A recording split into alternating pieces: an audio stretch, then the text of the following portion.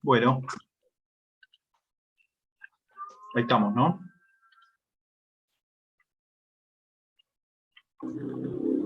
Sí, acá lo que digo me parece que es tratar de entender básicamente cuáles son las operaciones que se van desarrollando y tratar de nosotros hacer un registro conceptual de cómo se va estructurando eso en concepto de activos y pasivos, ¿no? Que es un poco lo que estuvimos viendo hasta ahora. No tiene más complejidad que eso, pero bueno, es una herramienta que es interesante para entender más o menos la macroeconomía y algunas cuestiones de cómo va a funcionar. Estábamos viendo recién el concepto de los bancos comerciales, ¿no? Activos, por supuesto, todo el conjunto de billetes y monedas emitidos por el Banco Central, y las cuentas corrientes que tienen los bancos privados en el Banco Central, ¿no? Que tiene esta denominación, cuentas corrientes en el Banco Central.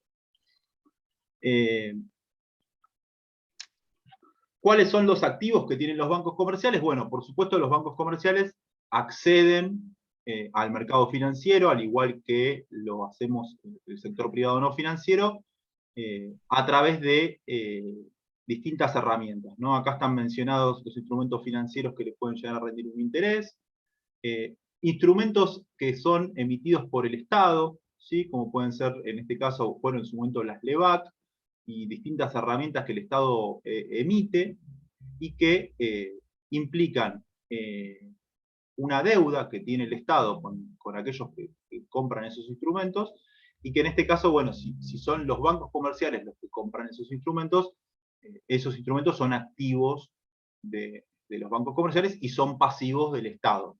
Son deudas que tiene el Estado. ¿Qué le permite al Estado ese tipo de herramientas? ¿A alguien se le ocurre qué es lo que le permite al Estado emitir este tipo de títulos?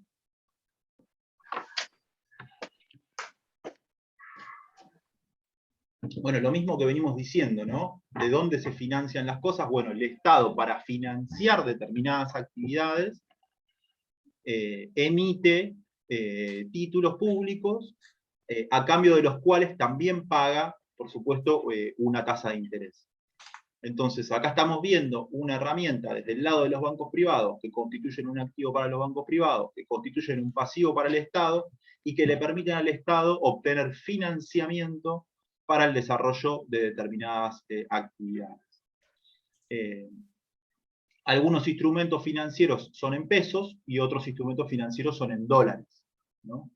Ustedes van a ir viendo a lo largo del tiempo diferentes noticias en donde, por ejemplo, se dice, bueno, la provincia de Buenos Aires logró renovar el 100% de la deuda que tenía con el sector público, ¿sí? El Estado argentino logró renovar el 100% de las LEVAC o de los bonos que había emitido, ¿sí? Cuando vemos esas noticias, lo que estamos hablando es de que cuando llegan los vencimientos, ¿sí?, de estas herramientas, el Estado tiene la posibilidad de devolverte ese bono, pagarte ese bono, u ofrecerte otro bono, ¿sí?, con otra tasa de interés, con otro plazo, para que vos te quedes, ¿sí?, para que vos no te retires financieramente de esos títulos, ¿sí? Entonces, cuando se habla de la renovación de deuda pública, se habla de este tipo de esquemas, ¿no?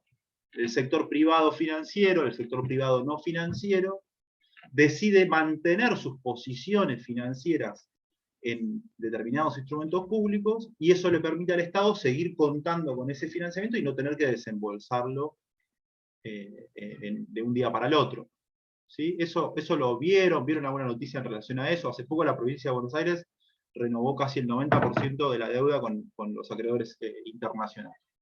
Pero todo el tiempo se están, van a ver, Martín Guzmán logró renovar el 90% de la deuda, ¿sí? Ese concepto está vinculado a este punto. Bueno, cuando fue el corralito también. ¿Cómo? Cuando fue el corralito también. Los bonos, creo que 2012, cuando recibieron los plazos fijos de las personas en dólares. Sí, En el corralito también dieron bonos. claro. Bueno, lo que pasa es que después ese instrumento financiero, que tiene una idea original, que es la que estamos conversando ahora, a veces se utiliza para resolver otro tipo de problemas. Entonces, a vos te entregan una letra o te entregan un patacón o ese tipo de esquemas de cuasimonedas que lo que hacen es reemplazar de alguna manera ese dinero que te tendrían que entregar, ¿no? Pero en el funcionamiento normal del mercado y en el funcionamiento normal del Estado, si vos demandás salir del título y querés vender el título, ese dinero te lo dan en el momento, ¿no? No te lo retienen. Mucho menos te transforman los depósitos que vos tenés en un instrumento financiero, ¿no? Porque eso es otra lógica. Vos, cuando forzosamente el Estado te transforma tus depósitos en dólares o en pesos en un instrumento financiero, ya estamos en otra etapa, ¿no? Estamos hablando de otra cosa, estamos hablando de una crisis o de un problema de solvencia mucho más grave. Bueno, acá está lo que... Por ejemplo, más que la época del corralito, fue la época del Menem, la época de Menem previo a la convertibilidad. Cuando incautaron todos los depósitos y dieron a cambio, no sé qué tipo de bonex. Claro. ¿Está en Australia, decís vos, Jorge? Claro, después del Austral. Después del Austral. Claro. Bueno, eso es otra cosa, ¿no? O sea, es la utilización de un instrumento que está pensado para lo que estamos hablando nosotros, que es para obtener financiamiento, es utilizar ese instrumento para otra cosa. Es para tapar un problema de solvencia.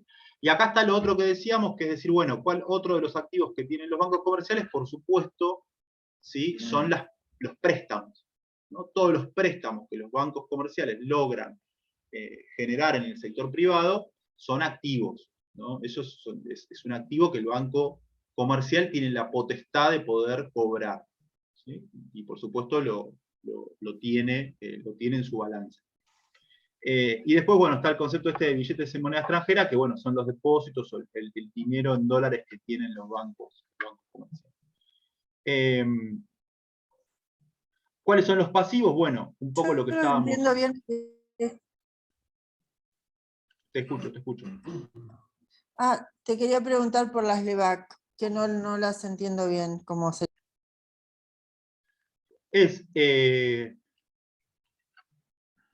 En vez de que el Estado o sea, pensémoslo de la siguiente manera. Cuando vos le prestás plata a un banco, ¿sí? El banco te ofrece a vos una tasa de interés por ese plazo fijo. Eso lo conocés, ¿no? Sí, sí. Bueno, Sí, sí. el Estado no tiene plazos fijos, ¿sí? No tiene un esquema donde vos haces un plazo fijo con el Banco Central y el Banco Central te paga por ese plazo fijo, ¿no? Lo que te ofrece el Estado es, dame el dinero, yo te doy a vos un comprobante, un título, y ese título es la posibilidad de que vos el día de mañana lo puedas cambiar por dinero. Ese título que te da el Estado, para que a vos te interese ir al Estado y no ir al banco privado, te paga un interés mensual o semestral. Pero no, claro, eso se utilizó para que la gente, por lo general, eso se utiliza para que la gente no se vaya para el dólar. Tiene muchas estrategias. A veces el Estado nacional y el Estado provincial necesita pesos también, ¿eh? Eso, digo, ténganlo presente. Más los estados provinciales, los estados provinciales necesitan pesos, ¿sí? Y para eso emiten títulos provinciales. Todas las provincias emiten títulos puntualmente provinciales. Me acuerdo del LEVAC. Yo puntualmente me acuerdo del LEVAC y me acuerdo de pagar unas tasas que, la verdad que unas tasas descomunales, que no sé cómo, no se sabía después cuando las tuvieran que pagar, cómo iban a pagar, porque llegaban a pagar casi el 100% de lo que valían. Y era una cosa que yo me acuerdo, cada vez que se iban a renovar, estaban todos diciendo, bueno, ¿qué pasa si la gente quiere retirar? Había suficientes fondos para pagar esa LEVAC. Yo me acuerdo que el trasfondo de esto era, bueno, no sé, poner estos letras, títulos, para que la gente no compre dólar. Y se especulaba con eso. pero Bueno, no sé si era peor el remedio que la enfermedad. ahí lo que está planteando vos, Hernán, es lo que venimos hablando siempre. Lo que hace el Estado es ofrecerte una tasa de interés más atractiva que la que te ofrecen los bancos comerciales y que la que te ofrece el dólar. Básicamente es libre mercado, ¿sí? Es la competencia entre actores que te están ofreciendo a vos distintas tasas de interés, distintos financiamientos para atraer. Es lo mismo que una competencia entre empresas que tratan de vender al menor precio la mejor marca. Es lo mismo, digo, son actores institucionales que están compitiendo entre sí para obtener tu dinero. ¿Cómo hacen para que vos elijas estar con ellos o estar con otro? Te ofrecen determinadas tasas de interés y determinadas bonificaciones. La realidad es que hay un instrumento adicional, que es el dólar, que te ofrece, por el mercado paralelo, por el mercado oficial, una tasa determinada. ¿Sí? Entonces vos podés optar por ir a esa tasa, o ir al banco, o ir al Banco Central y comprar títulos. Yo no quiero marear mucho a los chicos, pero el tema de las LEVAC no era un instrumento como para absorber los pesos del mercado, pagando una retribución para que no se vayan al dólar. Y era una forma también de evitar la emisión monetaria. Es el mismo concepto, es una competencia para obtener tu dinero. Digo, si el dólar te está ofreciendo una tasa muy buena, todos vamos a ir al dólar. Entonces el Estado, para frenar ese movimiento financiero hacia el dólar, sale a ofrecer una tasa de interés competitiva para atraerte a vos a que en vez de desprenderte los pesos y transformarlos en dólares, te desprendes de los pesos y lo transformes en títulos. Es el concepto que está detrás. En el caso de los bancos comerciales, cuando hablábamos de los pasivos, hablamos de esto de los depósitos a la vista, que es un poco lo que planteaba Oriana recién, que es, bueno, todos los depósitos que nosotros tenemos y que tienen las organizaciones y las empresas en los bancos comerciales, ¿no? Depósitos conformados en caja de ahorro o en cuenta corriente. La diferencia entre los depósitos a la vista y lo que se denominan depósitos a plazo tiene que ver con el acuerdo con el cual vos llegás al banco comercial, ¿no? Por supuesto, un depósito a la vista, ¿sí?, tiene una tasa de interés muy, muy bajita porque vos podés retirar el dinero en cualquier momento. Digo, vos vas al banco y pasás tu tarjeta de débito y te llevas el dinero. Sin embargo, los depósitos a plazo implican un acuerdo entre el sector privado no financiero y los bancos, en lo cual vos te comprometés de alguna manera a no retirar ese dinero por una determinada cantidad de tiempo a cambio de que te paguen una determinada tasa. Entonces, por eso se los diferencia entre depósitos a la vista y depósitos en plazo fijo o depósitos a plazo. Después está este concepto que lo vamos a ver después, que tiene que ver con los redescuentos, que tienen que ver con un activo del Banco Central, que es un mecanismo de financiamiento que tienen los bancos privados con el Banco Central. ¿Sí? Es una forma de financiamiento rápida que tienen los bancos privados con el Banco Central para hacerse de dinero rápido, para salir a cubrir, por ejemplo, una demanda de retiro de depósitos, o salir a cubrir bueno, un incremento salarial donde un banco determinado tiene que salir a cubrir, no sé, un aumento del 20% en el sueldo de sus clientes, tiene que salir a cubrir eso, bueno, puede salir a hacerlo desde este mecanismo que se denomina redescuentos.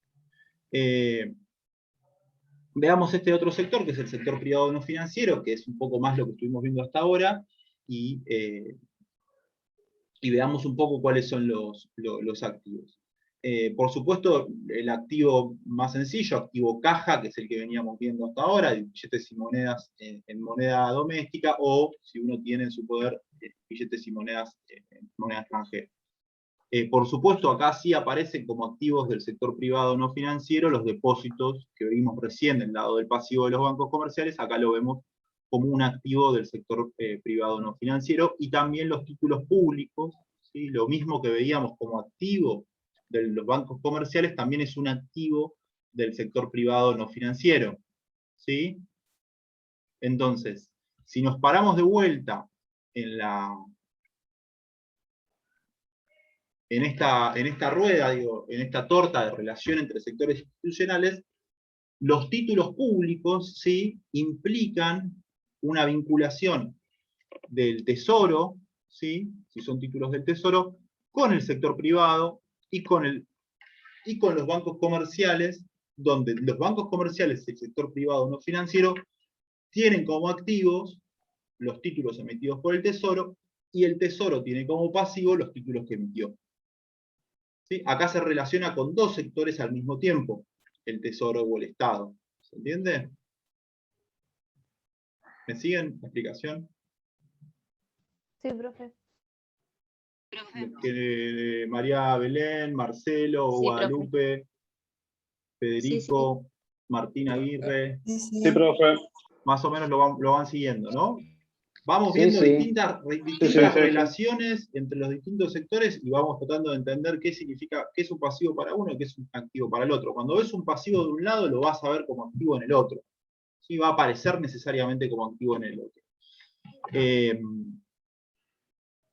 Seguimos un poquito acá, y bueno, básicamente los pasivos del sector privado no financiero son los créditos que tomaste de los bancos, tanto los hogares como las empresas, y también es un pasivo los títulos emitidos por las empresas, lo que se denominan títulos privados.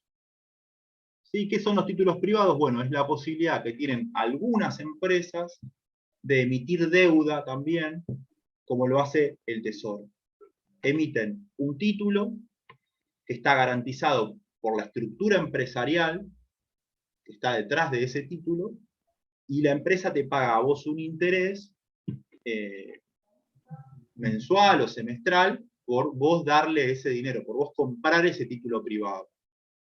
¿Se entiende? Es la misma lógica que hace el Estado al emitir un título, la misma lo hacen el sector privado a través de algunas empresas, entonces constituye un pasivo del sector privado no financiero, porque es una deuda que tiene el sector privado no financiero, por ejemplo, con los bancos comerciales, o si el Estado compra títulos privados, también tiene ese activo que para el sector privado no financiero es un pasivo.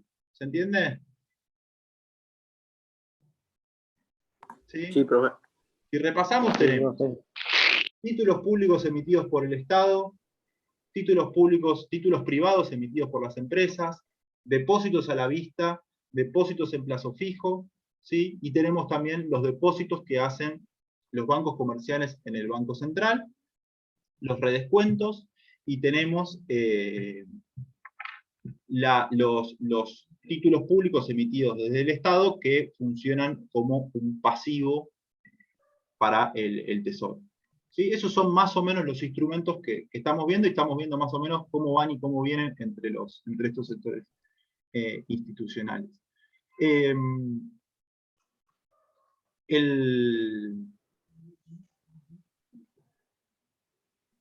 Lo que yo les planteo acá para que lo revisemos un poquito es,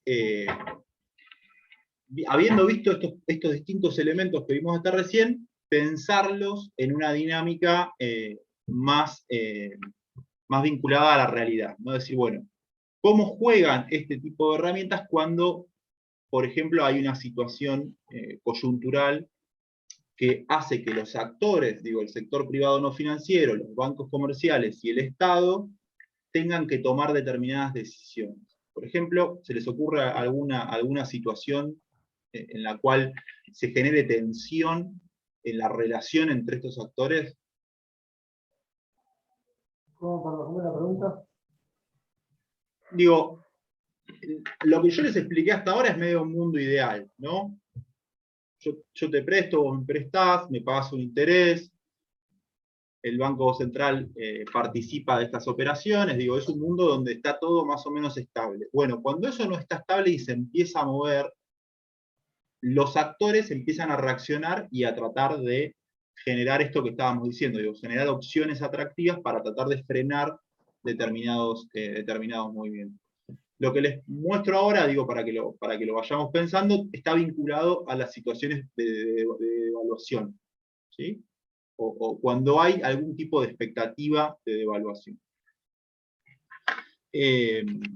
acá lo que está hecho es una explicación para que lo pensemos de qué es la tasa de devaluación. Digo, yo se lo vengo mencionando hace bastante, pero acá lo podemos ver un poco más claro. Dice, otro factor importante es cómo ponderar el ahorro en dólares, el cual va a ser beneficioso siempre que la tasa de devaluación, es decir, el porcentaje de aumento del tipo de cambio, fuese superior al interés en pesos de cualquier otro activo, siempre analizados y comparados durante el mismo periodo de tiempo. ¿Sí? Esto es lo que venimos diciendo siempre, es no te sirve a vos analizar un solo instrumento financiero, necesitas varios para saber cómo te está yendo o qué decisión tomar. ¿Qué compara? Dice, bueno, tasa de devaluación contra un activo en pesos. El ejemplo dice, supongamos que una persona tiene ahorrado 4.000 pesos y debe decir cómo los va a guardar. Para sus gastos en los meses anteriores, estima que va a necesitar 1.500 pesos en efectivo y deja 2.000 por si surge algún gasto imprevisto. Luego pone 1.000 en un plazo fijo, cuya tasa de interés mensual es del 10%, y con los 1.000 restantes decide comprar dólares. ¿Sí? Entonces, tenemos un activo en pesos, que es un plazo fijo, y la tasa de evaluación en dólares. Para eso debe ir al banco y cambiarlos al tipo de cambio del día, que suponemos es de 10 pesos por dólar. Por lo cual adquiere 100 dólares. Hasta ahí se entiende el ejercicio, ¿no? Toma una decisión y demás. Y lo que puede hacer, digo, al mismo tiempo es, si sabe que la tasa de interés mensual del plazo fijo es del 10%, puede también optar o distribuir su inversión y poner 1.000 pesos en un plazo fijo. Si pone 1.000 pesos en un plazo fijo y la tasa de interés es del 10%, finalizado el mes, va a obtener 1.100 pesos por el plazo fijo. Mientras que para saber si fue beneficiosa o no la compra de divisas, debe ver cuál es el tipo de cambio en ese momento y compararlo contra lo obtenido en el plazo fijo. Si el tipo de cambio es menor a 11, ¿sí? O sea, a 11 por dólar, es decir, el dólar se devaluó, o sea, la tasa de devaluación fue menor al 10%, entonces perdió dinero, ¿sí? Ya que ahora sus 100 dólares obtendrá menos pesos que lo que obtendría si hubiese depositado en un plazo fijo.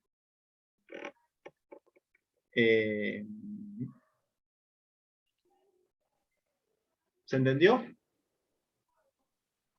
Sí. Sí, ¿Los compañeros? sí, sí. Sí. Bueno, acá hay un concepto que es importante que lo incorporen, que es, a ver, el tipo hizo una división, ¿no? Si diversificó, puso 1.000 en dólares y 1.000 en un plazo fijo. Pasado el tiempo, suponemos que la tasa de devaluación fue menor al 10% y que la tasa de interés del plazo fijo es del 10%. ¿Esa persona perdió dinero? No, ganó. Está bien. ¿Y qué fue puso lo en que pesos, perdió? en dólar. Rentabilidad con el dólar. Porque si lo hubiese puesto todo en pesos, hubiese ganado más. Está bien, pero dinero, o sea, cantidad de dinero, ¿tiene menos ahora que lo que tenía antes? No, tiene más. Mantuvo Tiene el más. valor. ¿Sí? Entonces, ahí el concepto que tienen que tratar de incorporar es perdió de ganar. ¿Se entiende? Porque no es que el tipo por comprar dólares, o sea, acá no hubo una revaluación. ¿Sí? Hubo una devaluación, lo que pasó es que esa devaluación fue menor al 10%, que era la del plazo fijo. Él va a tener un beneficio, supongamos que fue del 8%, va a tener una ganancia producto de la inversión en dólares. Lo que nosotros estamos discutiendo acá es que esa decisión financiera le implicó la pérdida de la posibilidad de ganar un 10%. ¿Me siguen con el concepto de lo que estoy tratando de plantear? Sí, profe. ¿Sí? Entonces, la cabeza financiera de los que están en este negocio y los que están, digo, en el día a día de la especulación financiera, no la especulación financiera que tiene mala prensa, ¿no? Digo, la especulación financiera de pensar estrategias para obtener mejor financiamiento, para obtener ganancias con los saldos favorables que tienen de sus empresas o demás, es este concepto. Yo pierdo de ganar. ¿Sí? Cuando yo incorporo el concepto de que pierdo de ganar, empiezo a pensar el financiamiento de una manera distinta a la cual lo estaba pensando. Para nosotros perder plata es que haya menos plata. Cuando uno empieza a pensar en estas cosas, el concepto está vinculado a la pérdida de oportunidad. Me perdí la oportunidad de ganar un 10%. No perdí un 10%. ¿Se entiende? Sí, perfecto. Sí, sí, sí, se entiende. Bueno, ese es un poco el esquema que yo quiero que ustedes vayan incorporando para empezar a trabajar con estos instrumentos y pensar lógicas que les permitan a ustedes incorporar varias tasas y decir, bueno, efectivamente yo perdí de ganar porque acá había una oportunidad mejor. A veces es muy difícil saberlo porque, por supuesto, hay determinadas tasas de interés que son claras y transparentes, como la del plazo fijo, y otras que tienen que ver con la especulación, con la apuesta, con el análisis de riesgo y con el conocimiento de la coyuntura, ¿no? Durante mucho tiempo, gran parte de la población, cuando hablaban de lo de las LEVAC, apostaba al dólar, ¿sí? Con una mirada, digo, sesgada en algún punto, cuando al lado tenía una tasa de interés del 43%. ¿Sí? Y el dólar te estaba dando el 20%. Pero, digo, hay también toda una mecánica de la prensa, toda una cuestión política, una cuestión cultural de afinidad al dólar, donde los tipos estás mirando el dólar y no estás mirando que al lado tenés una tasa de interés del 43% que te permitiría comprar mucho más dólares de los que vos compraste yendo por el camino de ese dólar. Entonces, si nosotros tenemos una cabeza más diversificada, probablemente no cometamos ese tipo de errores de arrastrarnos culturalmente hacia el dólar o hacia, no sé, las Bitcoin, que puede ser ahora algo que culturalmente está muy arriba. Comprar acciones también. Exacto. Entonces, acá está el cierre del ejercicio, dice, en cambio, si el tipo de cambio fuese superior a 11, entonces hubiera ganado más dinero en una inversión en dólares que la que hubiera hecho en el plazo fijo. Entonces, acá está la conclusión, digo, el ahorro en dólares será beneficioso siempre que la tasa de devaluación, es decir, el porcentaje de aumento del tipo de cambio, fuese superior al interés en pesos de cualquier otro activo, siempre analizados y comparados en el mismo periodo de tiempo. ¿Se entiende? ¿Cómo se procesa esto para poder trabajar en una inversión? Se elabora en una tabla y se ponen, ¿sí?, los periodos de tiempo, se ponen las cantidades, se ponen los montos y se va laburando con las tasas. Entonces vos tenés la compu, tenés las cantidades, tenés los montos, tenés las tasas y podés ir haciendo análisis constantes de cómo van desarrollándose tus inversiones, ¿sí? A veces hay algunas alternativas de inversión para las cuales uno no puede. ¿Sí? Por ejemplo, una de las cosas que hizo el Estado argentino fue restringir la compra de dólares. ¿Qué es lo que hace el Estado argentino cuando te restringe la cuenta de dólares? Esa columna que yo les estoy diciendo, que es, mirá la tasa de devaluación, está limitada, podés comprar 200. Entonces, si la tasa de devaluación fuera la más beneficiosa, más que un activo en pesos o más que las acciones, sin embargo vos no podés jugar con la tasa de devaluación porque no te permite el Estado comprar e invertir en ese sector. ¿Se entiende? Saquemos el mercado en negro, ¿no? Las empresas no tienen tanta facilidad de poder jugar en ese mercado, ¿no? Entonces, esa columna de tasa de devaluación la tenés congelada por las cantidades. Y lo mismo sucede para, el sector privado o los particulares, que, por ejemplo, no tenemos posibilidad de, a veces, abrir una cuenta comitente en una sociedad de bolsa, o acceder al mercado de crédito internacional, o comprar acciones en Estados Unidos, o mismo comprar criptomonedas, ¿sí? Entonces, a veces uno puede poner todas las tasas, sabiendo que en algunas tasas uno no va a jugar, pero sin embargo te sirven para saber en las que sí podés jugar, cómo venís. ¿Sí? Claro, para tener una referencia. Para tener una referencia. Y poder, digo, pensar en ese tipo de cuestiones. Sigamos un poquito más.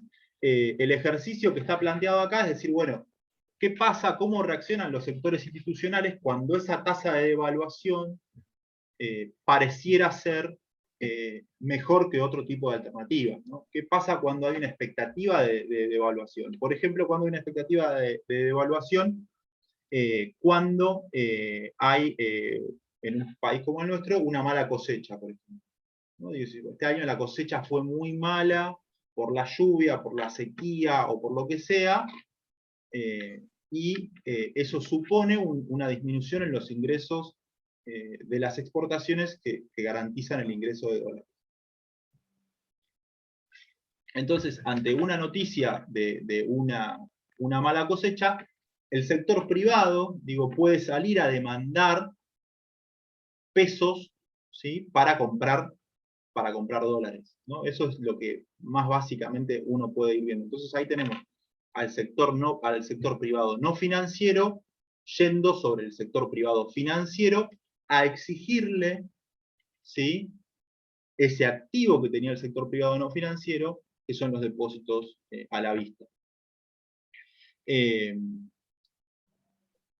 Lo que está planteado como supuesto es que, bueno, todo el incremento de demanda, o sea, toda esta demanda vinculada a una expectativa de devaluación, se canaliza hacia billetes físicos utilizando los pesos depositados en cuentas a la vista, que por definición son de rápida movilidad para el sector privado. Entonces tenemos acá, digo, esta demanda generada por una noticia, por una expectativa de evaluación, canalizada a través de dame los pesos para retirarlos del sector privado financiero, que impactan directamente sobre las cuentas a la vista. Impactan sobre el pasivo, ¿sí? Impactan sobre el pasivo de los bancos.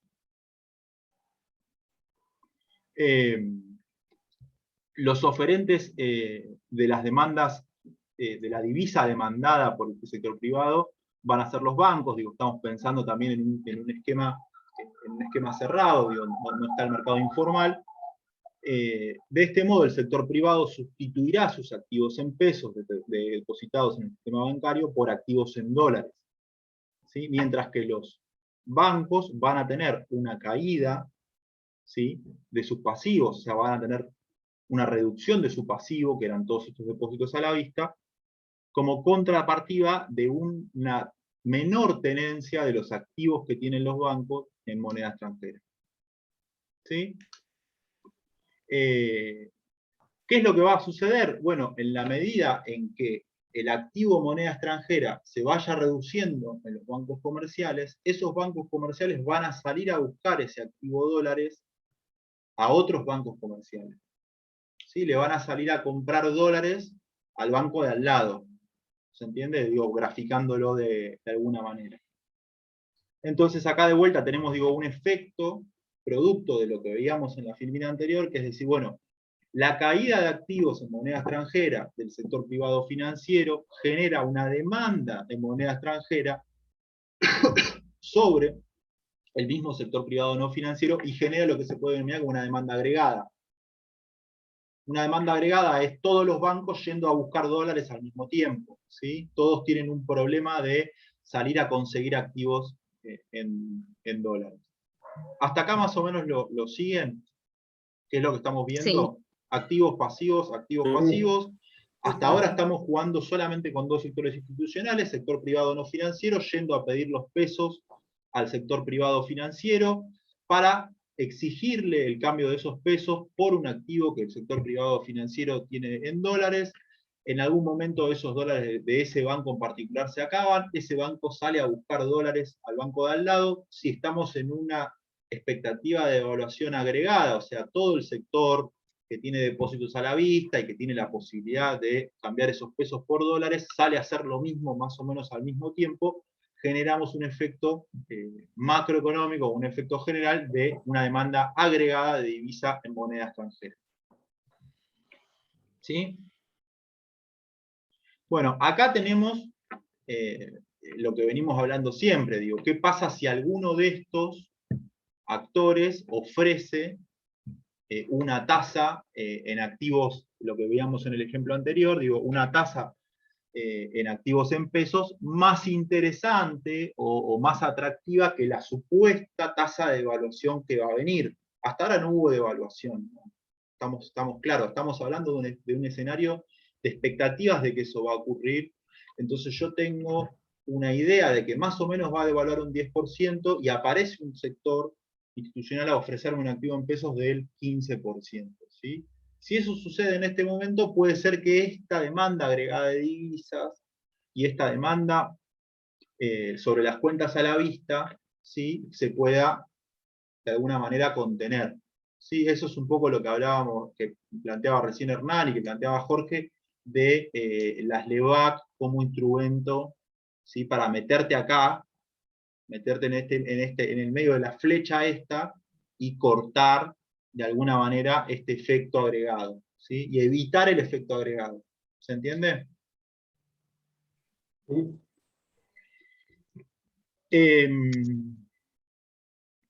En ese caso, digo, al haber una demanda agregada de divisas por parte de los bancos comerciales, el Banco Central puede vender los dólares billetes que esta demanda agregada está exigiendo, de modo tal de impedir una suba en el precio de la divisa como consecuencia del exceso de demanda por parte del público.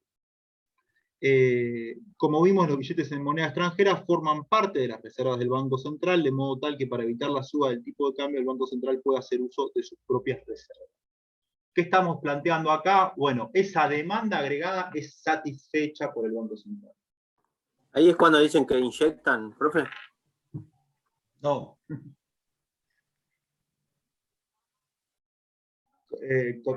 Contestale, Jorge. No, inyectar es cuando se busca el efecto de emitir pesos, de inyectar más plata en el mercado.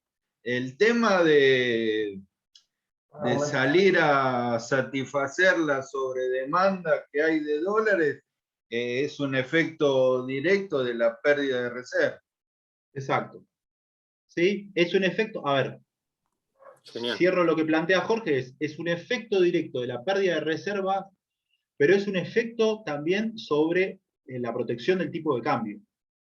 ¿Sí? Digo, acá estamos jugando, digo, tenemos una discusión, digo, tenemos un organismo que es el Banco Central que tiene un problema. Tiene algunas herramientas para resolverlo, estamos planteando que hasta ahora tiene solo dos herramientas. O satisface la demanda o sube el precio, ¿no? Básicamente. Entonces, si satisface la demanda, evita, en términos de un modelo de equilibrio de oferta y demanda, evita la devaluación. Pero también el Banco Central puede decir, prefiero preservar las reservas del Banco Central y subir el tipo de cambio y frenar esa demanda, digo, porque en la medida en que el tipo de cambio es cada vez más alto, vos podés orientarte a destinar esos pesos que ibas a destinar a comprar en dólares a comprar títulos públicos o comprar ladrillos para tu casa. Lo que es importante acá es que tengamos claro cómo va jugando esto escalonadamente y cuándo son los momentos en los cuales se puede actuar y cuáles son las herramientas que tienen los distintos actores para poder actuar. No está permitido, a ver, hasta hace 3 años no estaba en discusión limitar las cantidades. ¿Qué es lo que hicieron hace 3 años? Se está por cortar, Lautaro. Bueno, ahí nos conectamos un ratito más. ¿Sí? Ya seguimos directo. ¿Qué es lo que hicieron ahora? Es, bueno, limitarte las cantidades. Cuando te limitan las cantidades, esa demanda agregada baja y se transforma en otro tipo de discusión, porque vos no podés comprar indefinidamente, podés comprar $200, mantenés esa demanda agregada, satisfacés de alguna manera todos los meses, los que compran $200 todos los meses, les das sus $200 a todos los meses, satisfacés la demanda, el tipo de cambio se mantiene estable, las reservas del Banco Central se mantienen. Bueno, hay otro tipo de problemas, ¿no? Crece el mercado informal de dólares y ese tipo de cuestiones.